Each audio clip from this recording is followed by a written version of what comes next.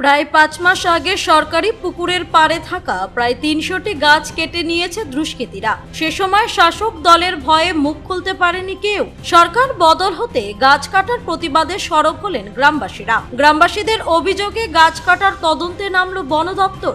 এই ঘটনা ঘিরে দক্ষিণ দিনাজপুর জেলার বংশীহারি ব্লকের মহাবাড়ি গ্রাম পঞ্চায়েতের মহাবাড়ি ও হাবিলি গ্রামে চাঞ্চল্য ছড়িয়েছে।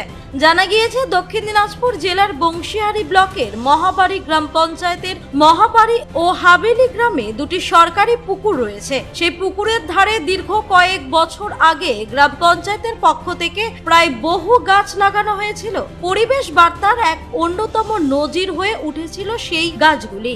অভিযোগ, ৫ মাস আগে কোনো বৈধ ওয়ার্ক অর্ডার ছাড়াই রাতের অন্ধকারে পুকুরের ধারে থাকা প্রায় ৩০০টি গাছ কেটে নেওয়া হয়। গ্রামবাসীদের অভিযোগ, শাসক দলের নেতারা যুক্ত থাকায় সে সময় ভয়ে কেউ মুখ খুলতে পারেনি। বিষয়টি নিয়ে প্রতিবাদ করতে গেলে স্থানীয়দের হুমকির মুখেও পড়তে হয়েছে বলে অভিযোগ। সরকার বদল হয়েছে, বিভিন্ন জায়গায় দুর্নীতির বিরুদ্ধে সরব হয়েছেন সাধারণ মানুষ।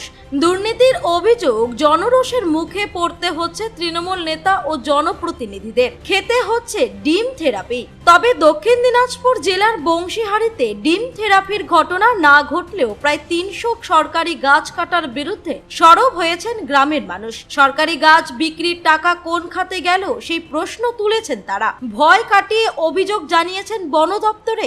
গ্রামবাসীদের অভিযোগ পেয়ে বুধবার বেলা ২টো নাগাদ মহাবাড়ি ও হাবিলিতে তদন্তে আসেন। বন দপ্তরের উপস্থিতির খবর ছড়িয়ে পড়তে বহু গ্রামবাসী পুকুর পাড়ে জড়ো হন এবং দোষীদের বিরুদ্ধে কঠোর ব্যবস্থা নেওয়ার দাবি জানান। এলাকাবাসীর দাবি, সরকারি সম্পদ লুট ও গাছ কাটার ঘটনায় যারা জড়িত তাদের বিরুদ্ধে প্রশাসনকে দ্রুত আইনি ব্যবস্থা নিতে হবে। ঘটনার নিরপেক্ষ তদন্ত করতে হবে। নমস্কার, আজকে আমরা মহাবাড়ি অঞ্চলে, গ্রামের নাম মহাবাড়ি, অঞ্চল মহাবাড়ি এবং মৌজা মহাবাড়ি, এখানে আসি। দুটো সরকারি পুকুর আর একটা হচ্ছে আপনার হাবিলি, গ্রাম হাবিলি, কিন্তু আপনার অঞ্চল হচ্ছে মহাবাড়ি এবং তার মৌজা হচ্ছে মহাবাড়ি। এই দুটো পুকুরে এবং পুকুরের পাড়ে একটা পুকুরে আমরা কাউন্ট করলাম মোটামুটি 150, আরেকটা পুকুরে কাউন্ট করলাম 180। মোটামুটি এই 350 থেকে 300 খানা গাছ বেআইনিভাবে 4 থেকে 5 মাস আগে কেটে নিয়েছিল। সেটা এখানকার মানুষজন যারা আছে তারা অভিযোগ জানিয়েছে।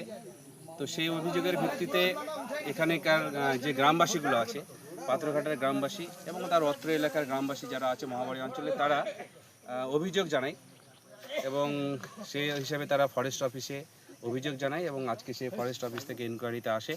ওনারা এসে তদন্ত করে দেখে যে হ্যাঁ, সত্যি সত্যি এই গাছগুলো কাটা হয়েছে। তো আমরা জানি না কে বা কারা কেটেছে।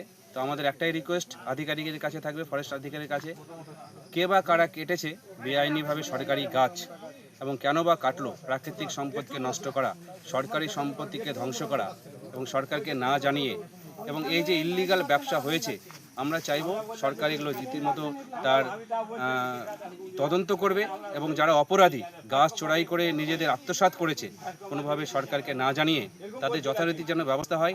এই হিসেবে আমরা গ্রামবাসীর কাছে, গ্রামবাসী হিসেবে আমরা এই আবেদনটা করছি ফরেস্ট অফিসারকে এবং আমাদের আশাবাদী বর্তমান সরকার এর সঠিক তদন্ত করবে এবং যারা যারা এই গাছ চুরির ব্যাপারে গাছের সঙ্গে যুক্ত আছে, ইললিগালভাবে গাছগুলোকে বিক্রি করেছে, সরকারি সম্পত্তিকে বিক্রি করেছে, তাদের আশা করি শাস্তি হবে।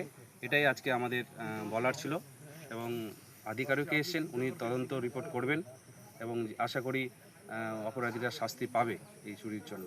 নমস্কার। আচ্ছা, গাছগুলো যখন কাটা হয় তখন আপনারা বাধা দিতে আসেননি?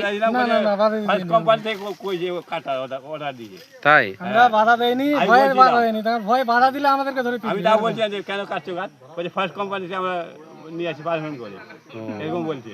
বাধা দিলে মারবে বা এরকম কিছু হুমকি? কি বলছো? বলার কে, তোমরা বলার কে?